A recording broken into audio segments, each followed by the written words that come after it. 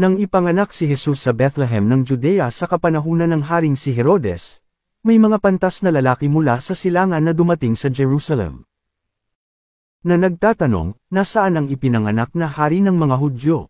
Sapagkat nakita namin ang kanyang bituin sa silangan, at naparito kami upang siya'y sambahin. Nang marinig ito ni Haring Herodes, siya ay nabahala, pati ang buong Jerusalem. Nang matipon niyang lahat ang mga punong pari at mga eskriba ng bayan, nagtanong siya sa mga ito kung saan isisilang ang Kristo. Sinabi nila sa kanya, sa Bethlehem ng Judea, sapagkat ganito ang isinulat ng propeta. At ikaw, Bethlehem, sa lupain ng Juda, sa anumang paraan ay hindi ka pinakamaliit sa mga pangunahing bayan ng Juda, sapagkat sa iyo manggagaling ang isang pinuno, na magiging pastol ng aking bayang Israel.